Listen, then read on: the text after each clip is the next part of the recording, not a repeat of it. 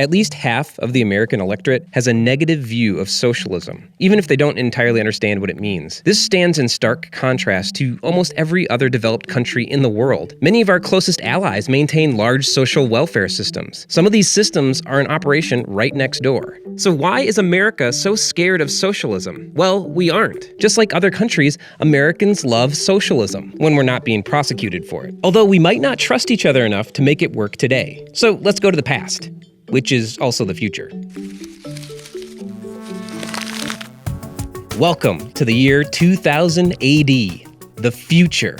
The United States is a bona fide utopia, complete with personal credit cards, streaming music, online shopping, and socialism. Lots and lots of socialism. This is the central conceit of Edward Bellamy's 19th century novel, Looking Backward. It became the third best-selling book of the time, and only the second American novel to sell 1 million copies. It also jump-started socialist societies all across the US. Even though the book describes a United States with a nationalized industrial economy and an exhaustive social welfare system, Bellamy never calls any of it socialism. In fact, the word socialism never appears in the text. By the time of its publication, a series of violent and deadly labor strikes was enough to make the American people wary of anything labeled socialism. So Bellamy was reluctant to promote it in his book, even though that's exactly what he was doing. America's stance on socialism wouldn't be any more forgiving in the subsequent decades. After World War I, which many socialists opposed, the federal government cracked down on political dissent, both real and imagined. This was the first Red Scare. Socialists were lumped together with anarchists, Bolsheviks, and communists, all of which were considered terrorist organizations by the US military. Socialism became an ideological boogeyman, used by the government to justify the extraordinary retaliatory measures taken against segments of the US population. Attorney General A. Mitchell Palmer famously forecasted a socialist uprising on May Day 1920. When his predicted revolution didn't come to pass, the first Red Scare lost credibility in the eyes of the American public, forcing the federal government to ease up on its crackdown. In the 1930s, in the wake of the Great Depression, there was a resurgence of interest in Bellamy's novel, as well as socialism itself. President Franklin Roosevelt enacted massive public works programs and created the Social Security system. The city of Milwaukee even had a series of socialist mayors during this time. In 1945 alone, 100,000 copies of Bellamy's novel were reprinted. But America's brief dalliance with socialism wouldn't last long. At the beginning of the 1950s, the specter of communism loomed over the United States, and another Red Scare took shape. Thanks to the first Red Scare, Americans already conflated Soviet-style communism with socialism. So when Joseph McCarthy began his campaign to root out communists, both real and imagined, anybody espousing socialist ideas became a target too. One could lose their job and their livelihood just for being accused of being a communist sympathizer. While the US populace would come to love and depend upon the large-scale social and economic reforms implemented during the Depression and World War II, any further reform would stall out. By the time the 1980s rolled around, the American political arena would see the emergence of another socialist boogeyman, or should I say boogie woman.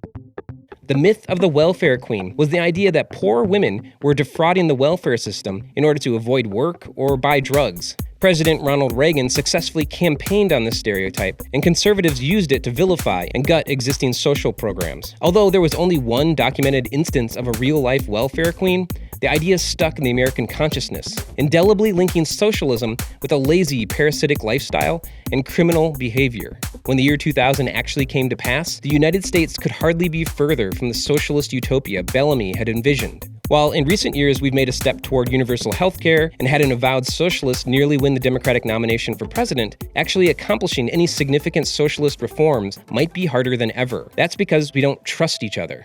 Socialism requires a lot of faith in people.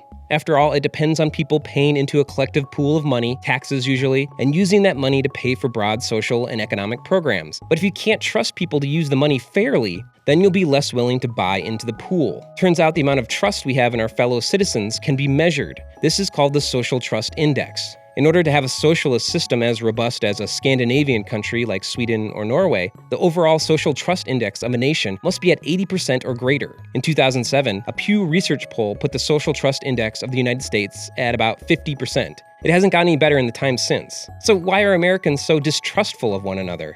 Well, we can blame the rich for that. Since the late 1970s, the gap between the rich and poor has expanded into an immense gulf. In 2013, the top 10% of families held 76% of the wealth. The top 400 richest Americans, people like Bill Gates and Mark Zuckerberg, are sitting on more wealth than half of all America. That's a group of people who couldn't even fill a 747 passenger jet with more money than 160 million people. This consolidation of wealth into an increasingly smaller set of pockets has led to less social mobility and shocking economic inequality.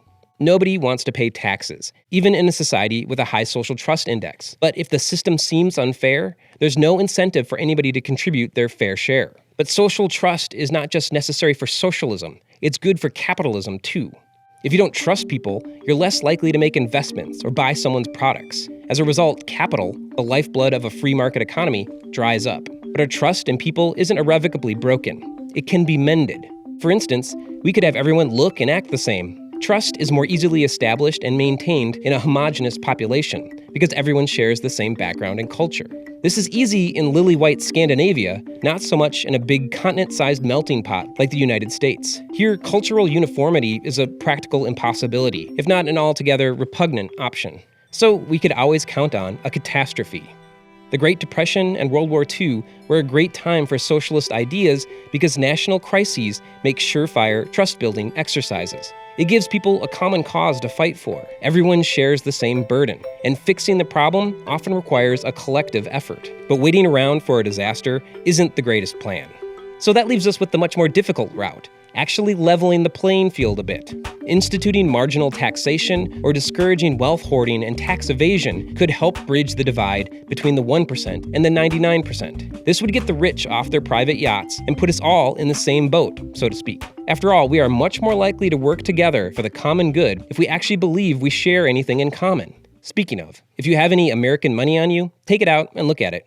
Doesn't matter if it's a penny or a $100 bill. They all share something in common. Every single piece of United States currency bears the phrase, "In God we trust."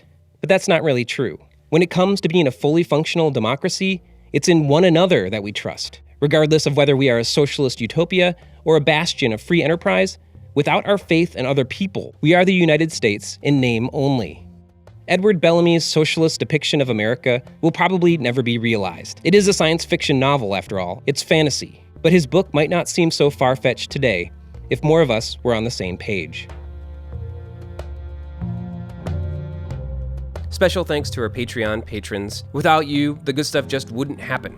So if you like what we do here, go on over to patreon.com/thegoodstuff and become a supporter.